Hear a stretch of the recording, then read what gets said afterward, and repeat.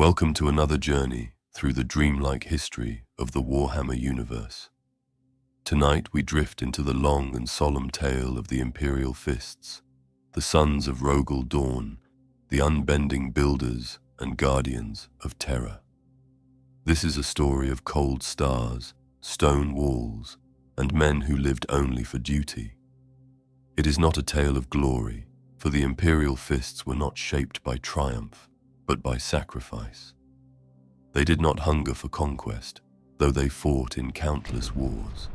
They lived instead to hold the line, to stand between the Emperor and all who would see him undone. As the night carries you onward, we will travel back to the ice-bound world of Inwit, where Dorn's rule began. We will follow the rise of his legion, their role in the Great Crusade, and their final place as eternal wardens of Terra. This is the story of fortresses that never fall, of loyalty that never bends, and of sacrifice that never ends. A story built not on fire or passion, but on stone and silence. Let the quiet tone guide you as we slowly uncover the legacy of Dorn's keepers of Terra. The galaxy of the 41st millennium is a place of endless war. It is often told in voices that shout of victory, of grand charges and heroic last stands. Yet beneath those louder stories lies another kind of history. It is the story of patience, of walls that never yield, of soldiers who do not seek glory but exist to endure. The Imperial Fists belong to this quieter history. They are the stillness within the storm. Their primarch, Rogal Dorn, was not like his brothers, who burned bright with charm or fire. He was not remembered for laughter or for speeches that moved armies. He was remembered instead for his silence, for the cold strength of his presence, for the way men felt safer when he stood beside them. Dorn's sons inherited this same character. To know the Imperial Fists is to know the weight of stone and the permanence of fortresses. When one thinks of the Emperor's many legions, some are remembered for daring crusades and dramatic victories. The Imperial Fists are remembered for what they protected. Terra, the cradle of mankind, would have fallen many times over, if not for their watch. They became a wall not only in battle, but also in memory. They did not bend even when the galaxy itself was shattering. As we move into their story, we will see the harsh world that shaped Dorn, the endless marches that built his legion, and the terrible siege where their strength was tested beyond measure. This is not a tale that rises and falls with sudden drama. It is instead a steady rhythm, like footsteps echoing in a great hall, or the sound of stone being set upon stone, slow, patient, and enduring. The Imperial Fists remind us that sometimes the greatest victories are not in conquest, but in simply holding fast, even when all else is broken. The story begins on the world of Inwit, a place of ice, stone, and endless night. Inwit was not a soft world. It was a fortress built by nature itself, wrapped in glaciers and ruled by void-faring clans. Life there was measured by survival, and those who survived grew hard as the mountains that loomed above them. It was on this world that the primarch Rogal Dorn was found, a child cast far across the stars and shaped by the Emperor's great design. Unlike many of his brothers, Dorn did not grow among kings of wealth or tribes of poets. He grew among fortress builders, men and women who carved lives out of frozen rock and bitter winds. They were masters of survival, patient and stern, and it was among them that Dorn found his place. From his earliest years, he displayed a gift for command, and more than that, a love for fortifications. He did not dream of palaces of gold or thrones of jewels. He dreamed of walls, of defenses that no enemy could pierce, of fortresses that would last longer than the stars themselves. Inwit itself became his empire.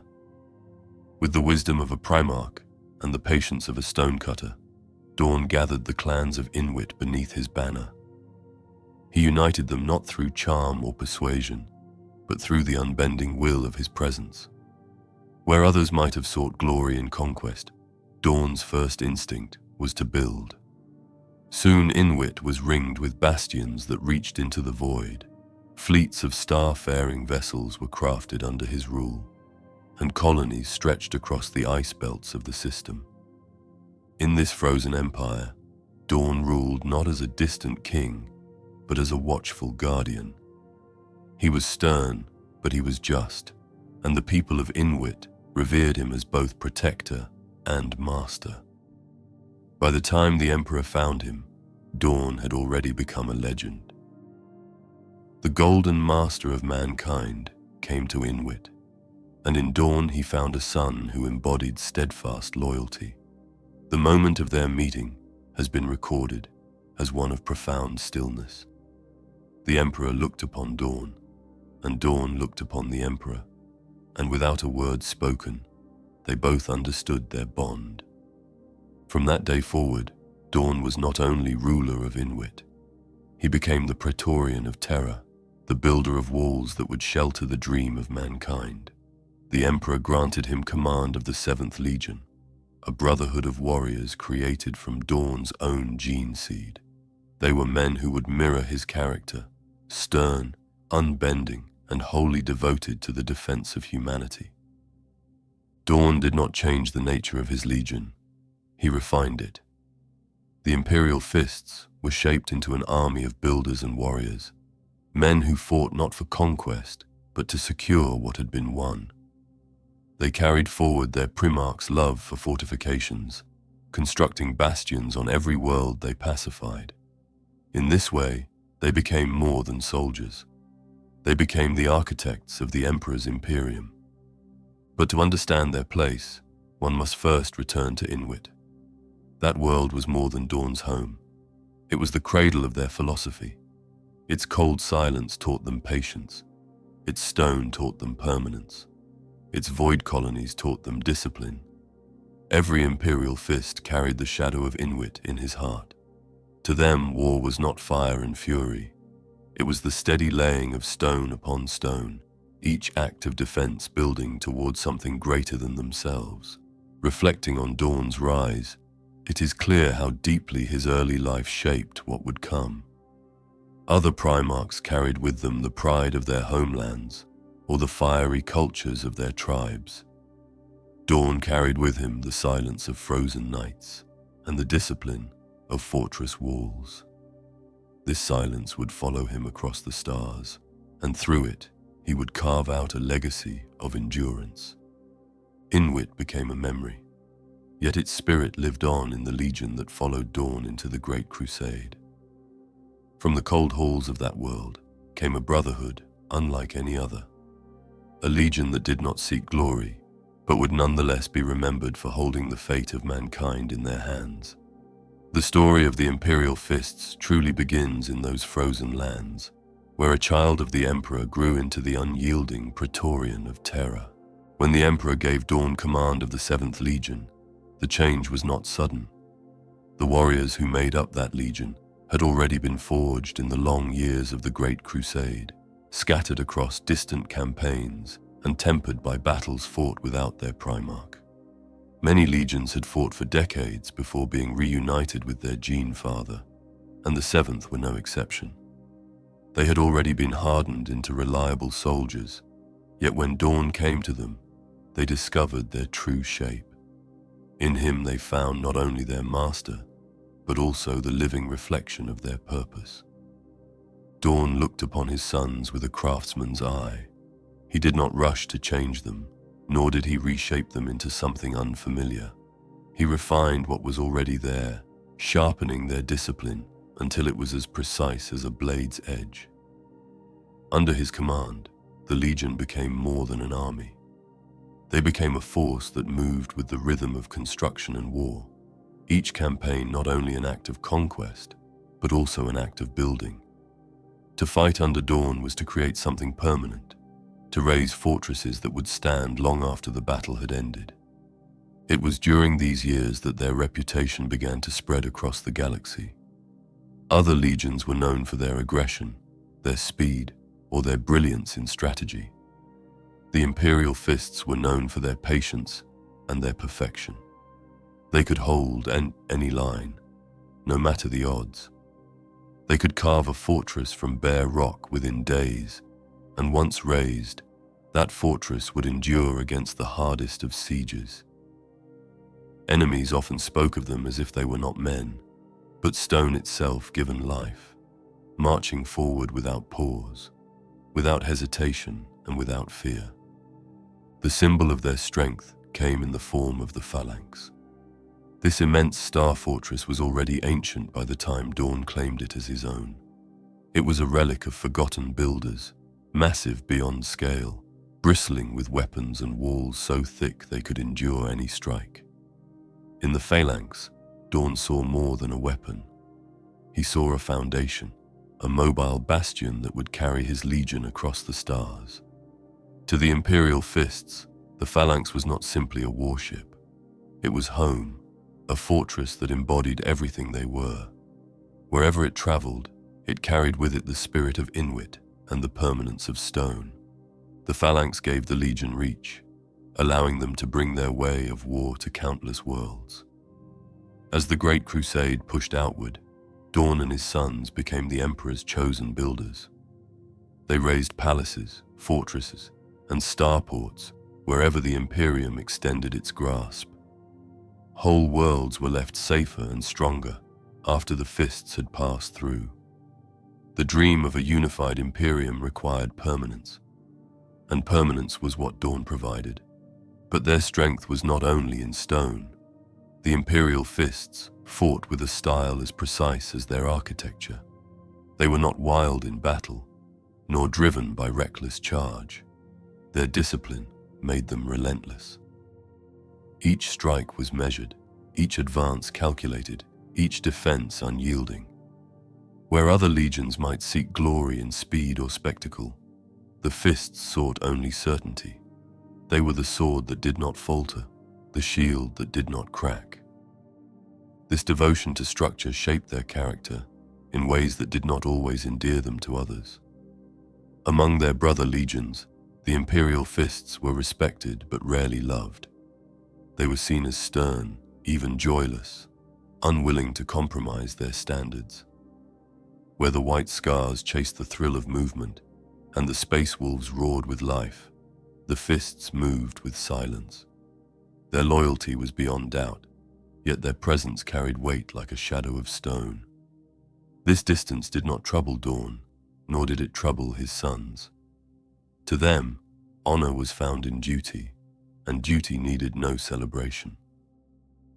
It is important to pause here and reflect on the balance of what Dorn was shaping.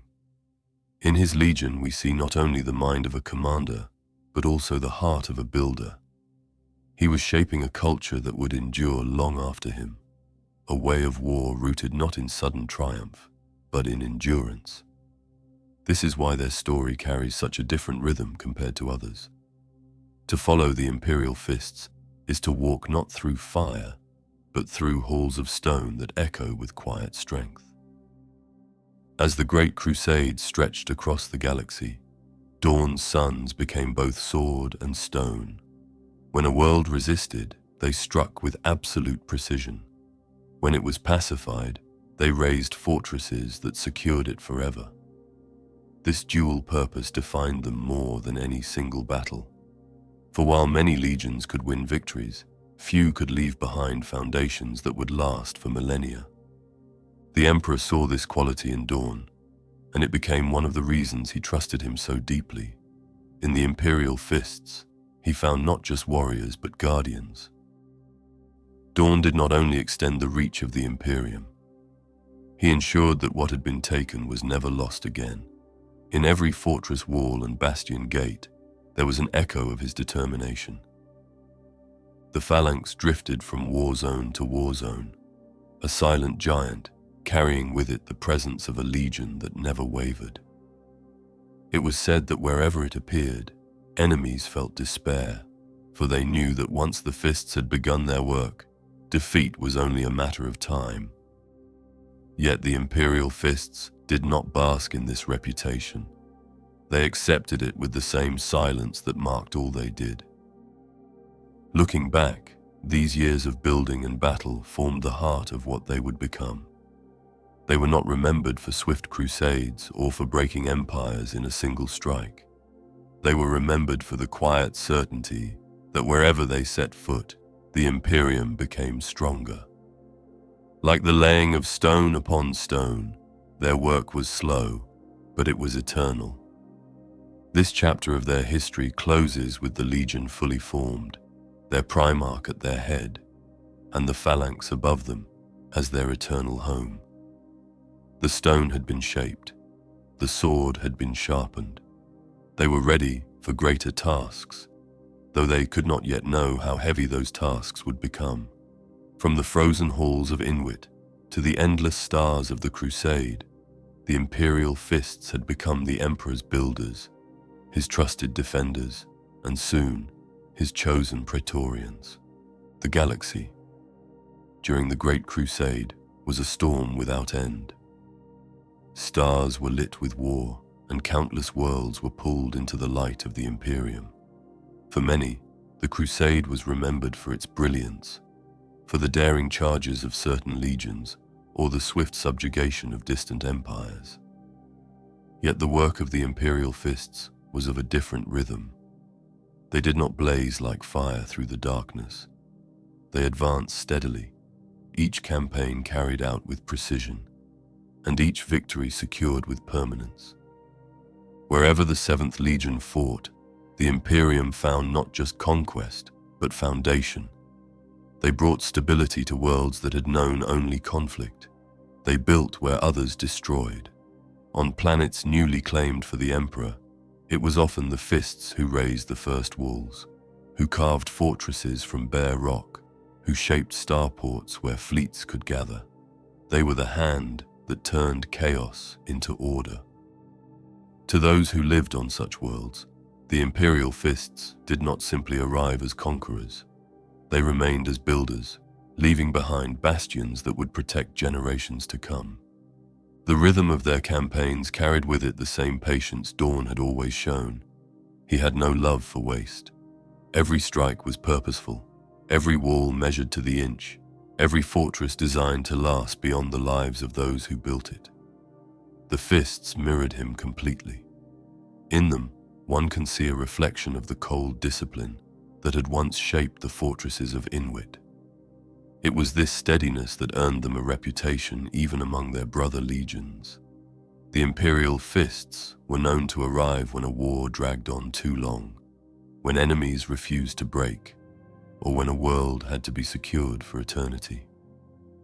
Other Primarchs, fiery in nature, sometimes bristled at Dorn's strictness, yet none could deny the value of what his legion left behind. Fortresses that stood unbroken, worlds tied forever to the Imperium, and victories that were never undone. Still, their nature carried burdens as well. For soldiers of the Imperial Fists, war was not swift. Campaigns stretched endlessly, for they not only fought the enemy, but also fortified against what might come after. Their lives became cycles of battle and building, sieges that seemed to have no conclusion, and the relentless duty of permanence. They were men bound to a vision that allowed little rest. Their endurance was their strength, but it was also their weight. It is here that we must pause to reflect on the nature of duty. For the Imperial Fists, duty was not a moment, but an unbroken chain. They did not see the end of war, only the continuation of responsibility. In their hearts, the crusade was endless, for there would always be another wall to raise, another fortress to complete, another world to secure. This is why their tale carries the quiet sound of labor rather than the sharp cry of victory. Their victories did not shine for a moment. They endured across centuries. The Phalanx, their immense star fortress, moved across the galaxy as both sword and anchor. Where it appeared, the Imperial Fists carved order from chaos. Whole sectors came to see its arrival as a sign of permanence. To allies, it was reassurance that the Imperium's strength had truly come to stay. To enemies, it was despair, for it meant that resistance would no longer break the Imperium's grip. The Phalanx embodied the same dual purpose as the Legion itself. It was both weapon and home, both fortress and fleet, carrying the Imperial Fists through the crusade like a mountain drifting among the stars. Yet while the Fists were admired for their reliability, their reputation also made them seem distant. They were not known for warmth. They did not celebrate victories with feasts or song. They did not seek companionship from those they defended. They moved on once their duty was done, leaving behind walls that would stand in silence. This distance shaped how others viewed them, admired for their duty, but often held apart as something more stone than flesh. It was the nature of their primarch reflected in every soldier. As campaigns dragged on across the galaxy, the Imperial Fists became the living embodiment of the Imperium's permanence. The crusade was not only about conquest, it was about binding humanity together in a structure that would endure. Dorn and his sons carried that responsibility in every campaign. Their victories may not have always been swift, but they were victories that did not fade. Where they fought, the Emperor's dream took root and held fast. Looking back across these years, one can see how the Imperial Fists came to embody a philosophy unique among their brothers. They were more than soldiers, yet less than visionaries. They were patient builders, yet relentless warriors. Their gift was not to inspire or to charm, but to endure without fail. This gift, however, would soon carry them into a role greater than they had ever expected. For while they were content to build fortresses on distant worlds, their emperor had something far more important in store. The crusade rolled on without pause, but in time the call would come that would draw the Imperial Fists away from the endless march. The emperor, seeing in Dorn a loyalty that could not be broken, summoned his sons back to Terra. Their task was no longer to expand the borders of the Imperium, but to protect its very heart. In this command lay both honor and burden, for it meant stepping away from the stars they had claimed and taking up the eternal vigil over the cradle of mankind. Thus the crusade without end gave way to another duty, one even heavier than all before. The Imperial Fists, forged by stone and tempered by war, would become the guardians of Terra itself. From this moment on, their role was no longer just to build, but to stand firm in the place where the fate of humanity would be decided. The call to return to Terra marked a turning point in the life of the Imperial Fists. For decades they had traveled from star to star, shaping the Imperium's borders with patience and iron. They had lived within the endless rhythm of conquest and construction, always moving forward, never looking back. Yet when the order came from the Emperor, their path shifted. They were no longer to be only the builders of distant worlds, they were to become the guardians of the throne world itself. For Dorn and his sons, this command was both honor and burden. Terra was not only the cradle of humanity, it was the heart of the Imperium. To be placed as its protectors was a sign of deep trust. Yet it also meant laying aside the crusade, leaving behind the endless march of expansion, and taking up a role that offered little glory but demanded constant vigilance. To be the Emperor's Praetorians was to stand forever in place, a wall that could never break, a shield that could never lower. When the Imperial Fists arrived upon Terra, they found a world that was both ancient and wounded. Millennia of human civilization had left scars across its surface. Cities stretched in endless layers, fortresses loomed over plains, and the palaces of the Emperor's design rose like mountains of stone and gold. Yet even within this grandeur, there was need for reinforcement. Terra was the center of the Imperium, and with that position came dangers that no other world carried. It required guardians who would never fail, who would give all for its protection. The work of the Fists began immediately. Their hands shaped the walls of the Imperial Palace. Their discipline turned its defenses into wonders unmatched. What had once been grand became unbreakable under their labor. Towers rose higher, gates grew stronger, and hidden layers of fortification spread beneath the surface. To walk within the palace during those years was to feel the presence of the Imperial Fists in every stone. They left their mark not in banners or songs, but in the weight of walls that would endure through ages. This new duty did not come without tension. Among their brother legions, there were those who looked upon the Fists with unease. To some, it seemed that Dorn had been granted special favor, placed closest to the Emperor, while others fought across the stars. Horus, favored as War Master, saw in Dorn not a rival of glory, but a rival of trust. Perturabo, master of the Iron Warriors, carried bitterness deeper still. To him, the sight of Dorn's legion, honored as the Emperor's chosen builders and defenders, struck like a wound. He too was a master of fortresses and sieges, yet it was Dorn who had been given the greatest task. These seeds of resentment, small at first, would grow darker in time. For the Fists themselves, the change in duty reshaped their lives. They had been bred for endless war, and now many of them found themselves bound to Terra's walls. While their brothers fought in campaigns of expansion, they were tasked with endless drills, inspections, and reinforcement. Their discipline did not falter, but within them grew a weight that could not be easily voiced. They had become guardians, and guardians seldom knew rest. It is worth reflecting on the nature of this role. For the Imperial Fists, to stand as Praetorians was not merely to protect a city, it was to embody loyalty in its purest form. They became the wall between the Emperor and the galaxy, between his dream and the storms that sought to undo it.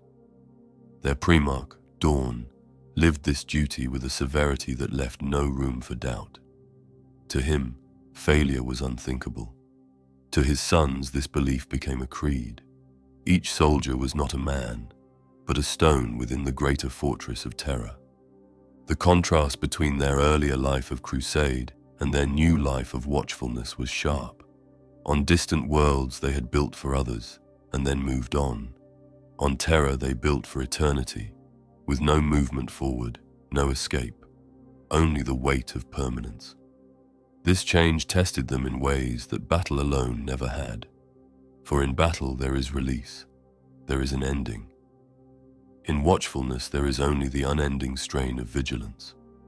It was here that the true character of the Legion was revealed, for they did not falter. Over time, Terra itself became shaped by their presence. The Imperial Palace, with its layered walls and soaring towers, was a reflection of their labor. Yet beyond the stone, there was also a spiritual impression. To live under the watch of the Fists was to feel the certainty that Terra would never fall. Their silent patrols, their unbroken discipline, their constant readiness all formed a shield, not just of stone, but of faith. They gave the people of Terra a sense of permanence, the knowledge that the heart of mankind was guarded by warriors who would never bend. Still, the burden of this duty grew heavier as the galaxy darkened. Rumors of unrest spread, whispers of betrayal in distant stars. The Great Crusade had stretched far, and with distance came divisions. The Emperor's gaze had turned away from the stars and fixed upon Terra as he labored in secret within his palace. The burden of expansion fell to Horus as War Master, while Dorn and his Fists secured the throne world. In this division of roles, unseen tensions deepened. Some resented Dorn's nearness to the Emperor, others pitied the Legion for its immovable duty. The truth was that both honor and hardship lay in their place. As years passed, the Imperial Fists became more than guardians of stone. They became symbols of loyalty itself. In every hall of the palace, their presence was felt, and in every wall their labor could be seen. They were not a legion of glory or renown. They were the quiet weight that held the Imperium steady. Yet even as they stood firm, the storm that would test them beyond all imagining was already forming. Beyond Terra's horizon, the fires of rebellion had begun to spread. Soon, the Imperial Fists would discover that their role as Praetorians was not only to guard the Emperor's palace, but to hold the very fate of mankind within their walls. The watch upon Terra carried on in silence until the galaxy itself shifted. The age of the Great Crusade was meant to be an age of unity, where humanity's scattered worlds were brought under one vision. For a time, it seemed as if the dream might truly last forever. Yet no dream can endure without test, and this one was tested by betrayal that would shake the stars themselves. The Horus heresy did not begin with thunder, but with whispers. Far from Terra, armies loyal to the Emperor found themselves facing brothers who no longer carried his light. The War Master Horus, once trusted above all, turned against the throne he had been chosen to protect. In his rebellion, half the galaxy was set aflame. Whole legions followed him, not as servants of duty, but as servants of ambition, envy, or rage. Worlds that had once been secured under the banner of the Imperium now burned in rebellion. For the Imperial Fists, the heresy was not only a betrayal of brotherhood, it was the fulfillment of their role. They had been placed upon Terra to guard it, and now the reason for that command was revealed. As word of Horus's treachery spread, Dorn and his sons set to their work with the same precision that had defined their crusade. The Imperial Palace became a fortress beyond compare, strengthened until its walls could endure the hammer of any siege. Every gate was reinforced, every tower layered with defense, every secret passage sealed with care. The Fists had always built, but now they built for survival itself. It is worth pausing to reflect on the weight of this task. To most, a fortress is stone and steel. To the Imperial Fists, the palace was more than that. It was the last shield between the Emperor and the void of betrayal. They worked not only with their hands, but with their souls, pouring into each wall the silent creed that had defined them since Inwit. Nothing could break these walls. Nothing could pass while they still endured. Yet even as they built, the shadow of the heresy spread closer. Whole fleets were swallowed in the storm. Brother legions, once allies, now turned their blades upon one another. The galaxy, which had seemed vast, closed in with fire and ruin. The Imperial Fists became the anchor in that chaos, the reminder that loyalty had not vanished from all hearts. They stood as the stillness in a sea of war. For the common people of Terra, the presence of the Imperial Fists was a source of reassurance. To see them standing at the gates, silent and unyielding, was to believe that Terra could not fall. Their very posture carried certainty. Even as rumors of betrayal filled the air, the sight of their yellow armor upon the walls gave the population something immovable to cling to. The Fists did not speak of hope, but they embodied it by their presence. Still, behind the silence there was strain.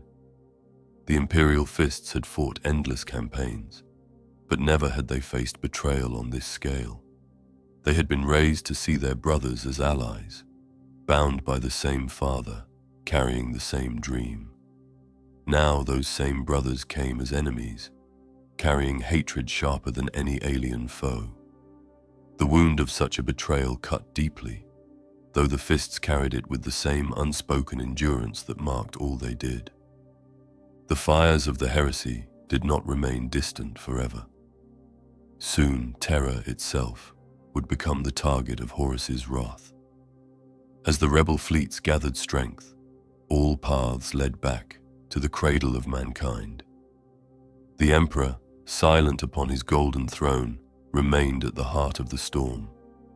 Around him the Imperial Fists labored, knowing that the greatest battle of all time was drawing closer. Every strike of their hammers, every wall raised, every gate sealed was an act of preparation for the storm that would come. It is here that one begins to see how the story of the Imperial Fists is tied not to moments of triumph, but to endurance in the face of despair. Their role was not to shine in sudden victory, but to ensure survival when all else seemed lost. They became the defenders not only of the Emperor's palace, but of humanity's last hope. The very sky above Terra seemed to darken as the fleets of Horus approached, and the legion that had always built was now called to hold. The phrase Guardians of the Throne World took on its full meaning during these days. It was no longer a title of honor, but a weight of survival. If they failed, all would end. If they endured, the dream might yet survive. This was the moment for which they had been shaped since the ice halls of Inwit. Their patience, their discipline, their silence, all prepared them for the siege that was now coming. As the heresy unfolded, there were still battles fought far from Terra. The Imperial Fists sent fleets to aid allies, to hold loyal worlds, and to resist the advance of the traitors. Yet always the center of their strength remained upon Terra, the place where the Emperor's light still burned. The knowledge spread through the galaxy that the final confrontation would come here, where Dorn and his sons would stand unyielding upon the walls they had built. The sky over Terra did not yet blaze with fire, but the storm was gathering.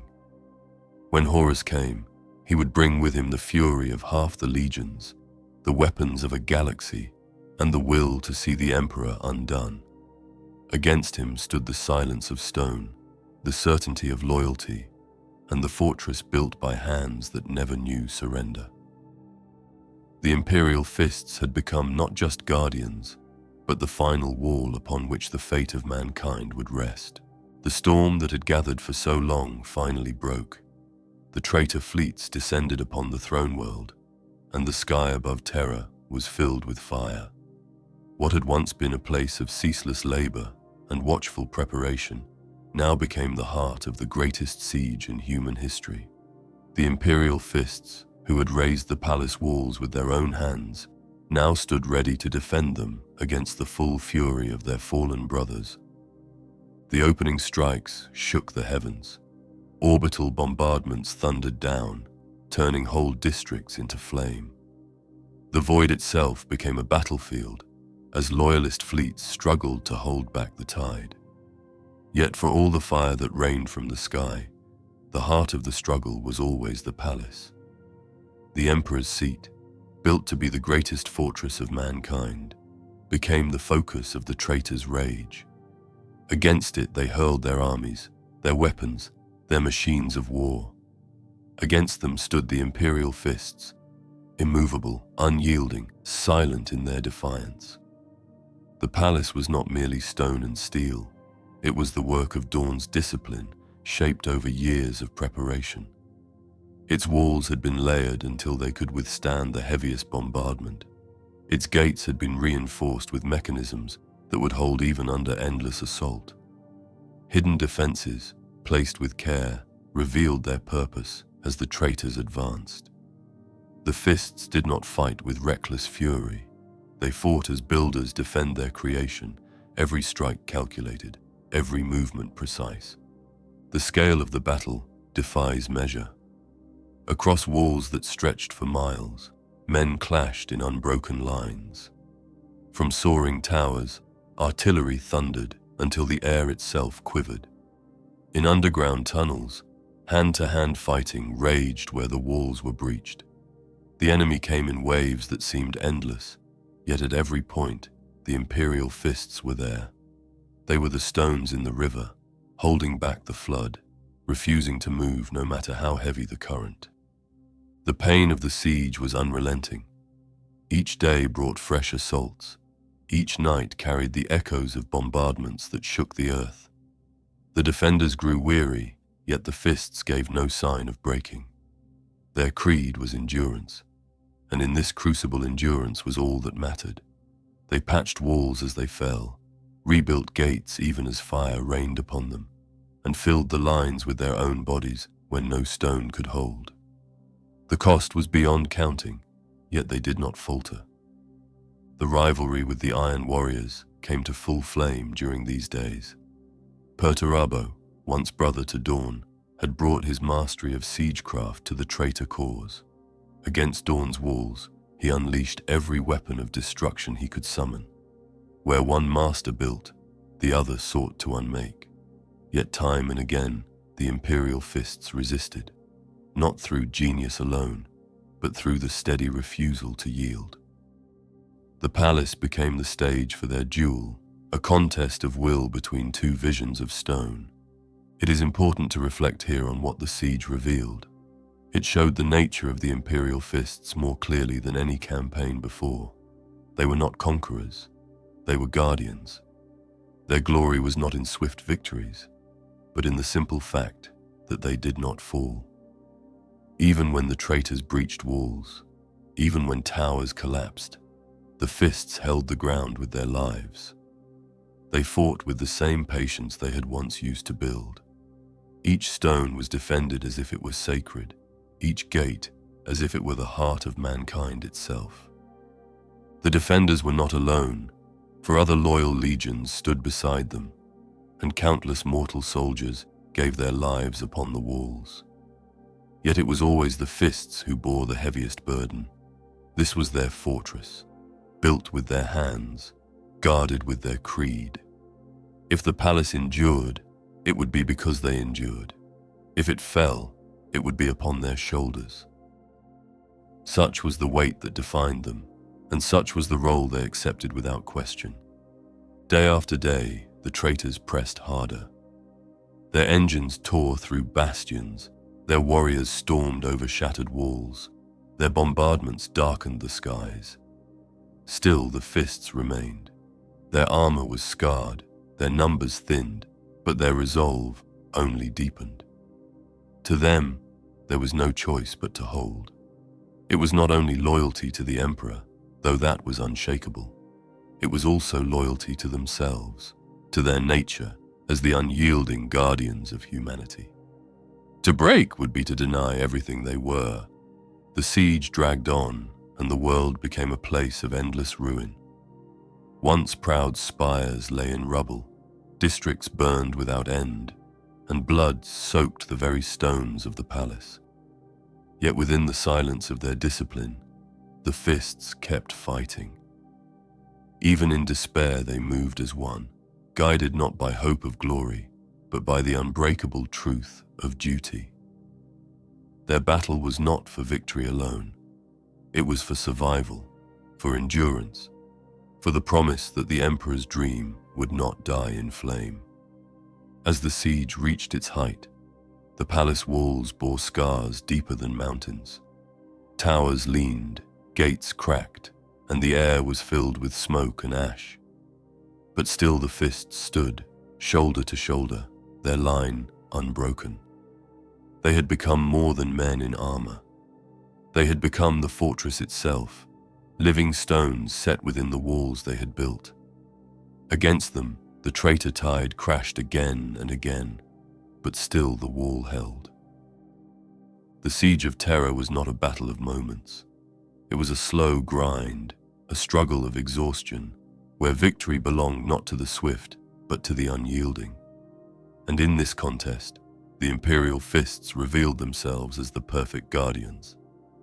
Their silence was more powerful than any roar, their endurance more lasting than any sudden strike. They stood in the fire until the fire could do no more.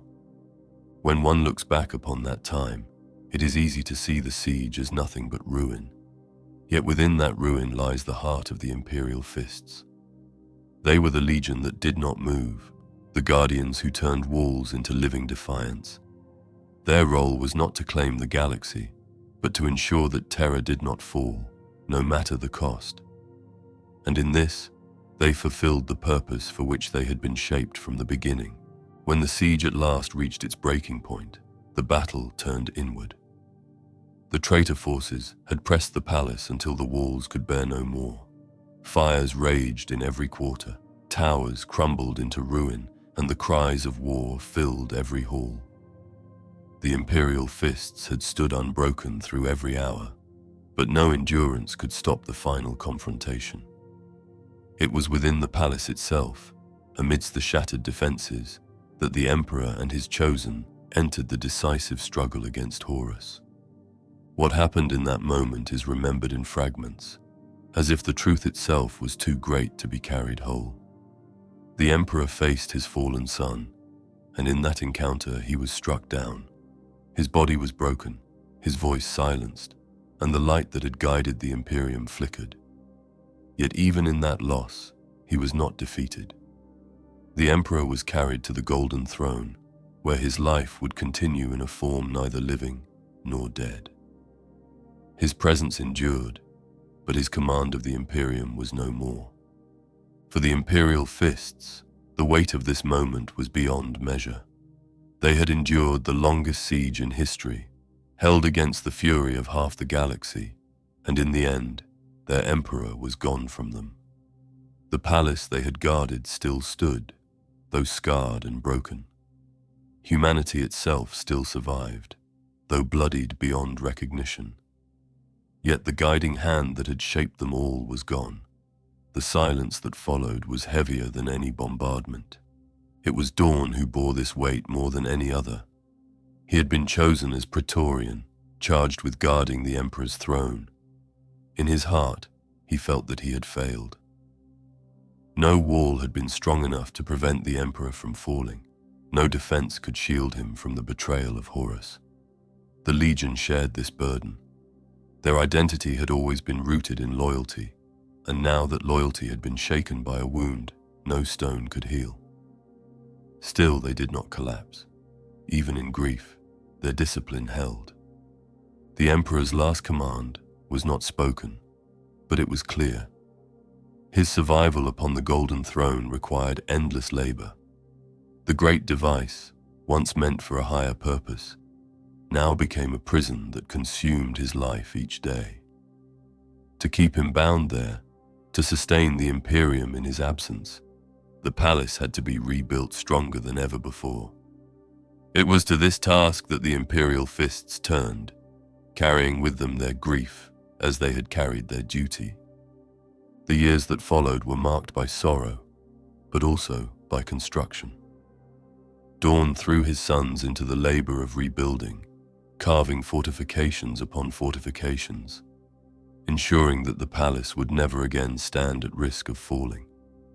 To some, this work seemed a way of honoring the Emperor's sacrifice. To others, it seemed a way of hiding grief behind stone. Whatever the truth, the result was the same. The Imperial Palace became a fortress beyond imagination, a place where every wall whispered of sacrifice, and every gate bore the memory of those who had died defending it. This period was also one of division. The heresy had left the legions broken, and the Imperium could no longer allow armies of such scale to remain whole.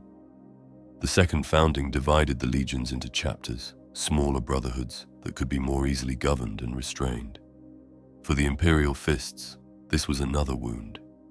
To be broken apart after surviving so much felt like another loss, another weight placed upon their shoulders. Yet they accepted it, as they had accepted every burden before. The Sons of Dawn became chapters spread across the stars, yet all carried within them the same creed, the same unyielding loyalty. During these years, the bitterness with the Iron Warriors came to its peak. Perturabo, humiliated by the defense of Terra, challenged Dorn in a war remembered as the Iron Cage. The Imperial Fists, driven by grief and perhaps by the need to prove themselves, answered. What followed was a slaughter. Thousands of fists were lost in the Iron Warriors' trap, their lives poured out in battle that seemed more like punishment than strategy. Yet even in defeat, they did not falter. They endured, as they always had, and through that endurance they survived even this crucible. It is worth pausing to consider what these years reveal about their nature. The Imperial Fists had been shaped for duty, And even in loss, they clung to that role. They did not break into despair, though they carried grief deeper than words. They did not seek vengeance through reckless crusades, though the temptation was near. Instead, they turned again to their labor, to the steady rhythm of building and guarding. In this, they found their strength. They could not restore the Emperor to life, but they could ensure that his sacrifice was not wasted.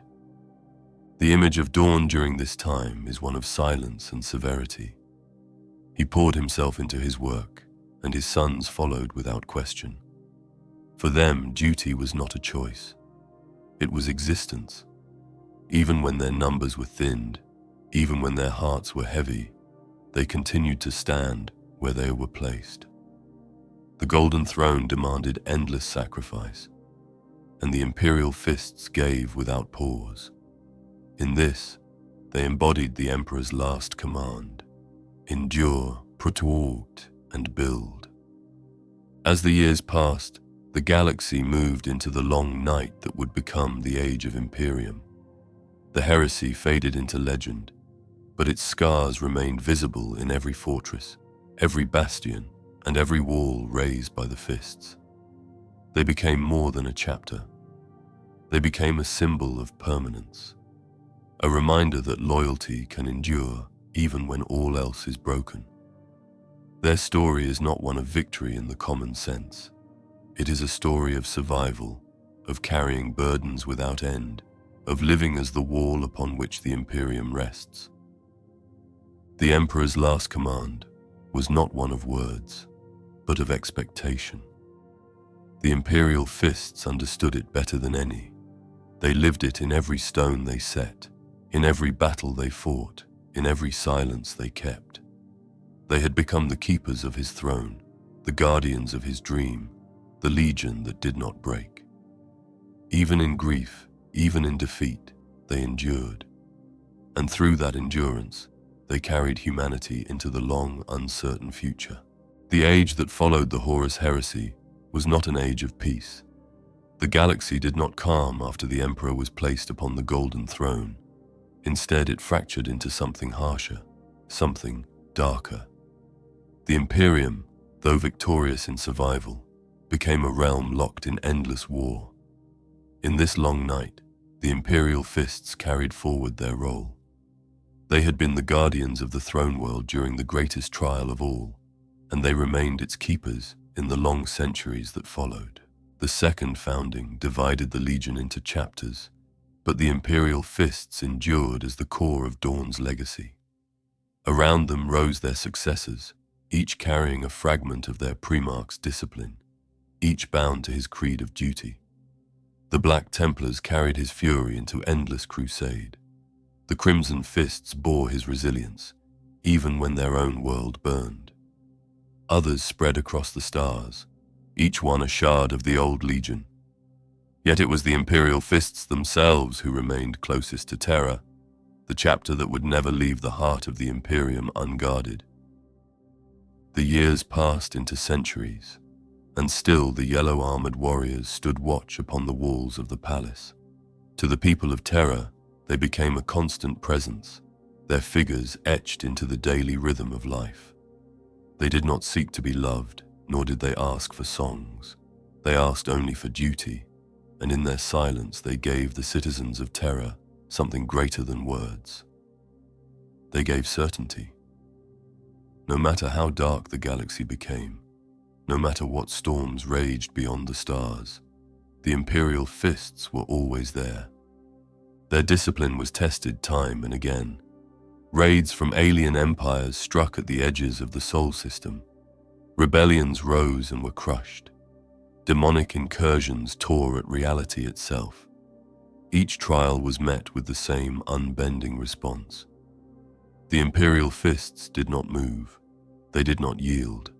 They fought as they had fought upon the walls of the palace during the heresy, with patience, endurance, and sacrifice. Each battle was part of a greater vigil, a watch that would not end, while even one son of Dawn still stood. It is worth reflecting on what their presence meant for the Imperium. Many chapters carried the Emperor's name into the stars. Many became legends of conquest or crusade. The Imperial Fists became something quieter, yet just as vital. They became permanence. They were the assurance that the throne would never stand unguarded, that the center of humanity would never be left bare. Their duty was not to expand the Imperium, nor to dazzle with sudden victories. Their duty was to endure, and in that endurance they became eternal. The scars of the past never left them. The siege of Terra lingered in their memory as more than history. It was part of their identity. Every fortress they raised, every bastion they held, carried with it the echo of that defense. Their battles were not only against enemies of flesh and steel, but against the memory of loss. The fall of the Emperor into the Golden Throne was a wound that never healed, but it was also a reminder of what was at stake. In their silence, the Fists carried that memory into every act of duty. Dorn himself did not remain forever. His fate became shrouded in mystery, his end uncertain, his presence remembered in fragments.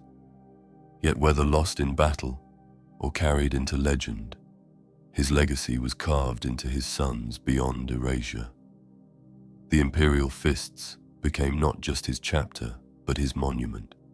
Their very existence was a continuation of his discipline, a living reflection of his resolve.